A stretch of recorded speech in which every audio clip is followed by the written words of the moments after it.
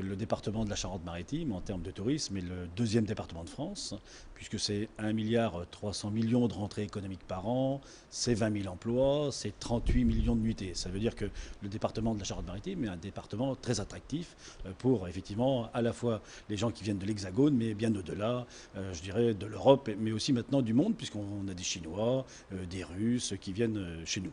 Vous le savez, on a 470 km de côte en Charente-Maritime, donc effectivement, on vient surtout pour la mer.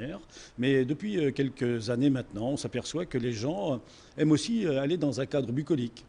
Pourquoi pas du côté de Saint-Jean-d'Angély, de Rochefort, de Jonzac, Montendre. Pourquoi? Parce qu'on va pouvoir faire du vélo, des randonnées pédestres, et puis on va aussi pouvoir aller 1 ou 2 jours à la mer. On est le premier département de France, maintenant c'est officiel, depuis une semaine, donc c'est un scoop.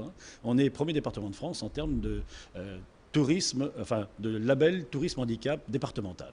Donc ça veut dire qu'on est passé devant le Hérault qui était premier, et donc on en est très fiers.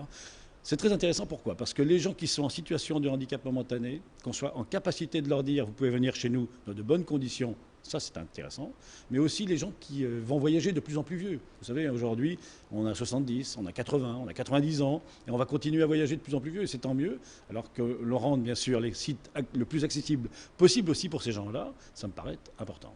Je pense qu'on est sur une année qui est sensiblement identique à 2009, qui était une année record. Bon, c'est vrai que ça aurait pu être encore meilleur, à mon avis, s'il avait fait beau, mais je peux vous dire que le zoo de la Palmyre, l'aquarium de La Rochelle, le château de la Roche-Courbon, l'Hermione, etc., ont fait des scores tout à fait époustouflants. C'est-à-dire qu'eux, ils sont sur des années records.